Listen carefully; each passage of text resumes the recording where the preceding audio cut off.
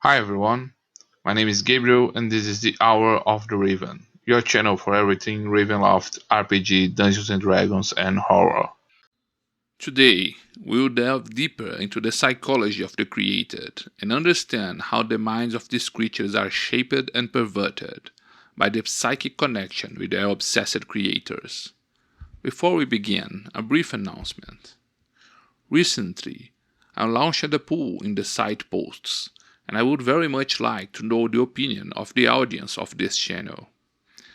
In the Black Feather books on the DM's Guild, we use AI-generated art, and we received some criticism from people who do not buy material made with the use of artificial intelligence.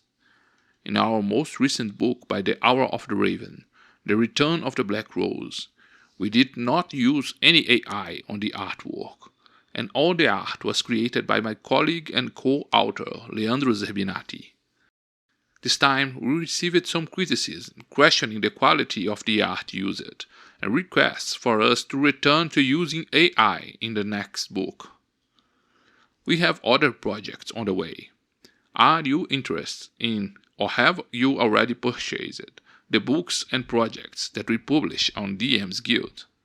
If so, do you have any preference or objection regarding the use of art generated by artificial intelligence? Please, if you can, answer the poll that can be found in the channel posts and help us think about how to organize our next project. Although golems are classic creatures in the Dungeons and Dragons setting, in the Ravenloft setting, these creatures received a treatment completely different from that presented in the monster manuals. Far from being simple magical guardians created to obey orders, the created are presented as one of the greatest tragedies in all of the Land of the Mists. They represent the horror of human arrogance, scientific obsession, and the inability to assume responsibility for their own creations. The principal study on these creatures is found in the Van Richten's Guide to the Created, one of the most unsettling treatises written by the legendary monster hunter Rudolf Van Richten. This tome seeks not only to catalogue an enemy, his abilities and weaknesses, but attempts to understand one of the greatest mysteries of Ravenloft: how a man can build another creature, and what are the terrible consequences of such an act. The present video will not be dedicated to game mechanics.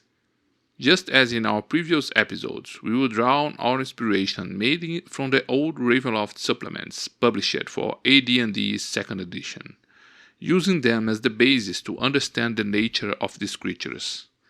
If you play the 5th edition of Dungeons & Dragons, you will notice that many of these ideas do not appear explicitly in the current books, but they can certainly serve as inspiration to create much more complex and memorable antagonists in your campaign.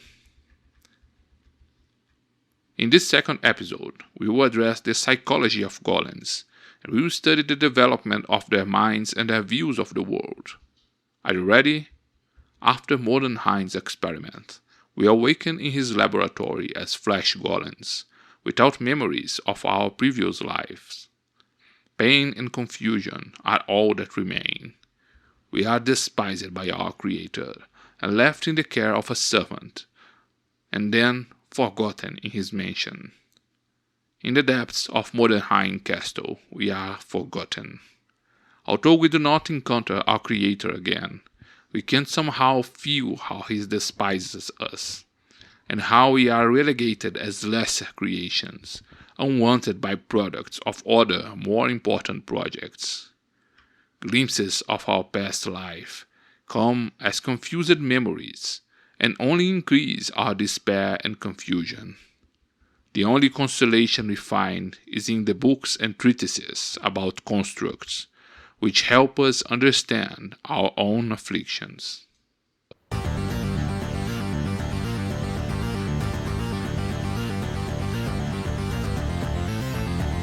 Hour of the Raven.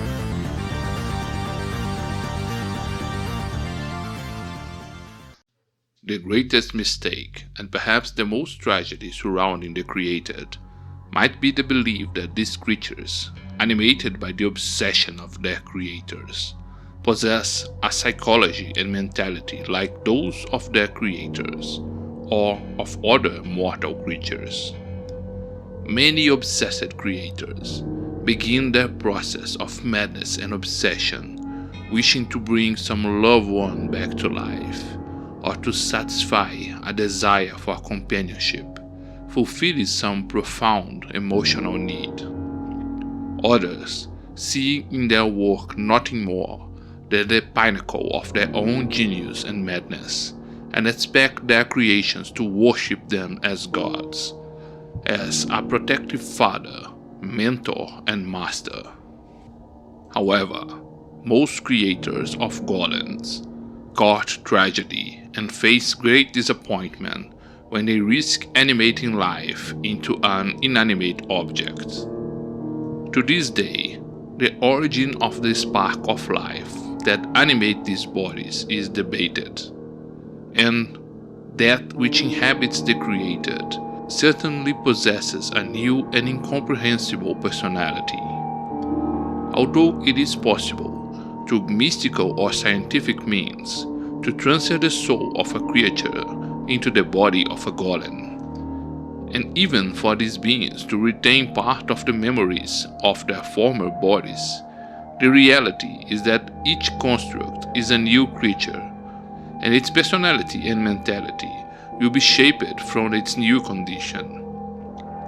The great tragedy and conflict begins precisely at this point, between the expectation of its creator and psychological development of the creature.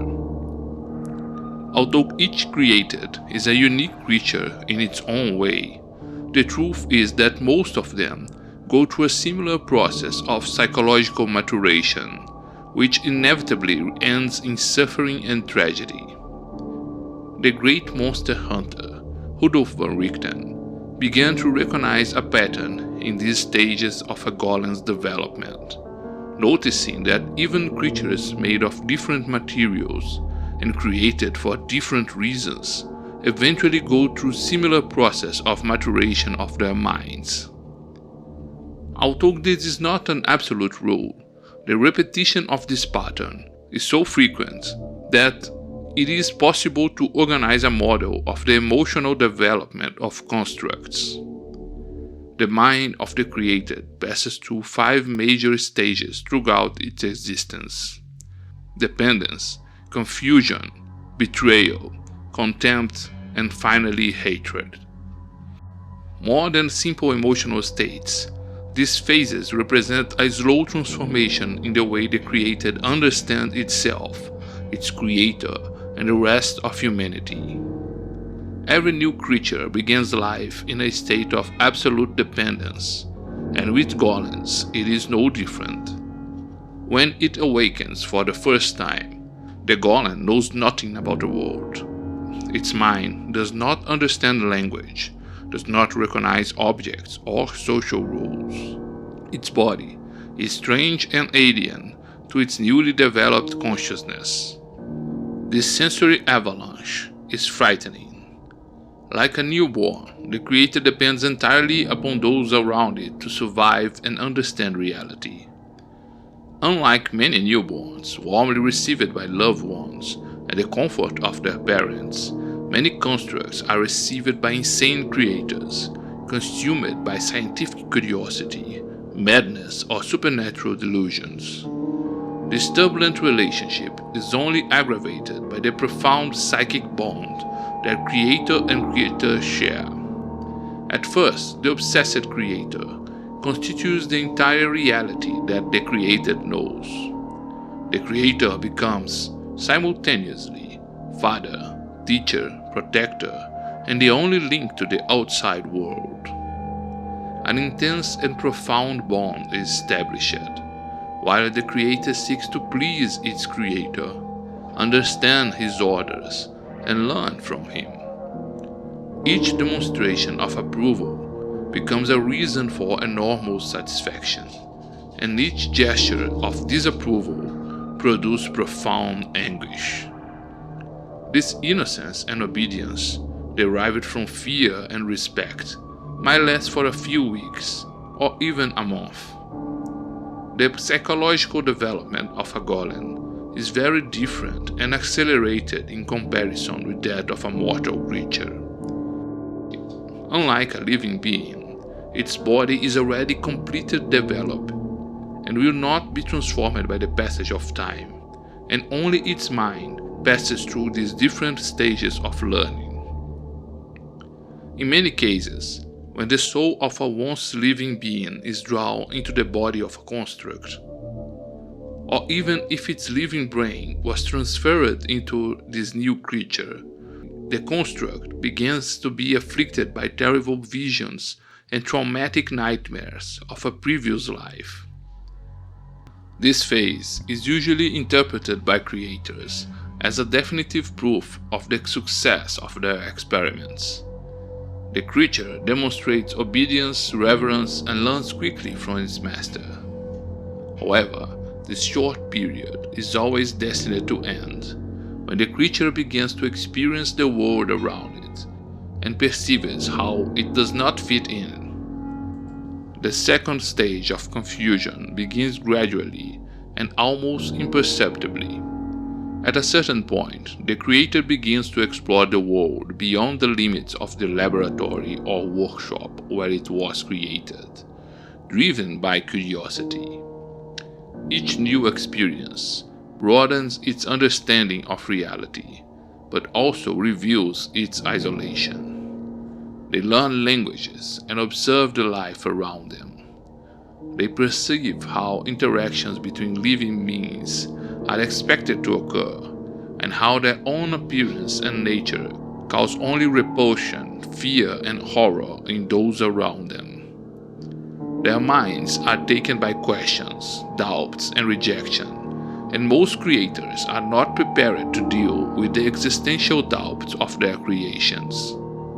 A great portion of these creators are so involved in their own obsession with creation that they ignore the existential dilemmas that may torment their creations. Despite the brilliance involved in creating a body to house the essence of life, many of them are egocentric or insane and imagine that their creatures should simply be content and grateful for having been animated to life. Many respond to these questions with silence, impatience, lies, and reprimands. With time, the curiosity of golems becomes insecurity and fear, and innocence is gradually replaced by trauma. The next stage of the psychological development of golems is betrayal, and it's where the tragedy and corruption of this created become more serious. This stage, in many aspects, is like what a mortal human goes through during adolescence, when they distance themselves from their creators and seek to challenge them, becoming independent. After the stage of confusion, the harsh reality of its creations begins to become clearer to the creature. The telepathic bond with its creator may even serve to aggravate the confusion of these constructs, and may realize that their creators are not perfect and are driven by selfish or irresponsible reasons.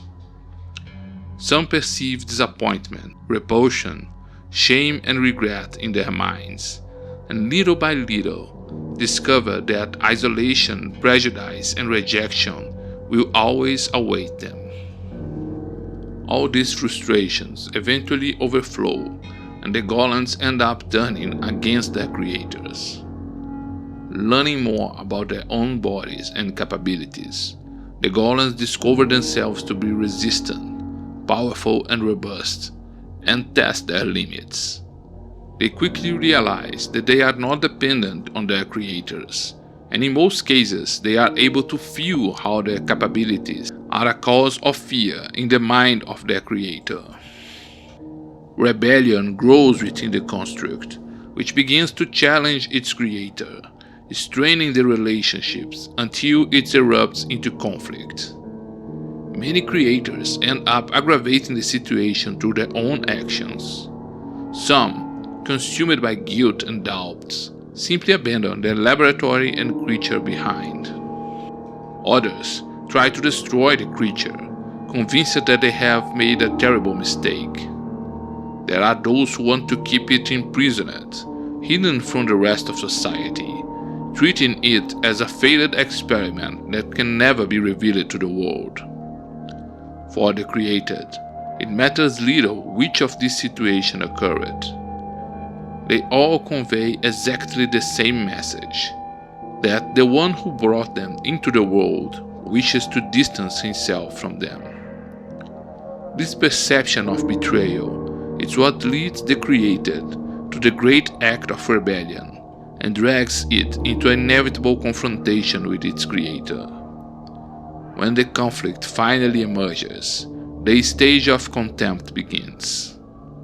The created, now with its psychology and mental capabilities fully developed, ceases to seek to understand its condition and seek acceptance, and begins to despise its creator and humanity. Instead of tormenting itself with the repulsion and hatred of those around it, it begins to see them as weak individuals who do not deserve respect. Having evolved to perceive the nuances of human behavior, they realize that human society is filled with hypocrisy, cruelty, greed, and violence. Those who call it a monster are quite capable of villainy and cruelty. The mental bond with the creator becomes deeper, and it begins to understand his character flaws, vices, secret thoughts, and repressed desires. The darkest, most shadowy and shameful part of its creator's soul becomes evident to the created, and it begins to judge with contempt the one who animated it to life. Based on this connection with the mind of the obsessed creator, and on its traumatic and painful experience, it began to equally despise all of humanity. Empathy and the capacity to trust are eroded in the creature's mind. This contempt is often combined with a feeling of superiority, whether physical, intellectual, or moral, in relation to humanity. Many see the mortals around them as weak and imperfect and become arrogant and cruel. By completely rejecting humanity, they end up reproducing precisely the flaws they most condemned in their creator. Bitterness replaces curiosity, and resentment takes the place of hope. And what began as a search for acceptance is slowly transformed into voluntary isolation. The final stage of hatred emerges little by little, fed by the rejection of their creators, isolation from society, and traumas. Contempt gives way to fury and to a destructive intent. Hatred represents the moment when all hope disappears.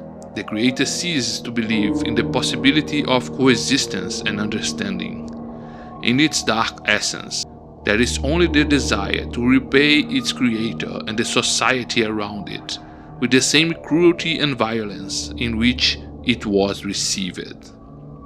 Some turn exclusively against their creators and meticulously plan revenge, seeking to destroy everything they love. Others extend their wrath to any representative of humanity. There are also those whose violence assumes more subtle forms and who manipulate and corrupt to show themselves morally superior. It is important to emphasize that this pattern, although it repeats itself with frightening frequency, can be avoided. There are accounts of golems that manage to escape this spiral of degradation and can avoid this moral degeneration, discovering some purpose for their existence. This psychological study cannot be taken as an assertion that all golems are identical in their mentality and psychology. The science of psychology is still in its initial stages of development, and not even mortal minds have been clearly unveiled by the academics of the greatest center of knowledge in the lands of the mists. If the human mind is a mystery, what to say about the mind of a creature animated from dead matter by an obsessed mind, and it's not subject to simple mortal needs, such as the instinct of reproduction or the fear of aging and death. Although many attest that constructs consider themselves superior and despise humanity, many studies indicate that such creatures may also suffer from a depreciative view of themselves, becoming depressed and melancholy. This view is intimately connected to the psychic connection maintained with their creators. Although creators are unable to unveil what takes place in the minds of the created, golems develop such a profound bond with the minds of their creators that their darkest thoughts becomes clear to them. This telepathic intimacy ends up causing great suffering, rejection, contempt, and hatred toward their creators. Although the erosion of their empathy causes them to despise society, some golems may develop an attachment to a particular individual, or even have a deeper desire for integration into the society that rejects them, even if only to prove their belief in their superiority. Finally, the capacity of golems to live in societies of their own should not be dismissed. Accounts point to communities of constructs that unite for mutual support, or even that some might have developed religious beliefs based on their unusual condition of existence. Each golem is an individual with consciousness and objectives and desires of their own. Most of these tormented creatures are so afflicted by the traumas of their existence that their minds have room only for hatred, contempt, and violence. For most of them, perhaps, final destruction may be the only salvation and rest from a life of torment. We can feel the contempt of our Creator for the result of his experiment through a telepathic bond.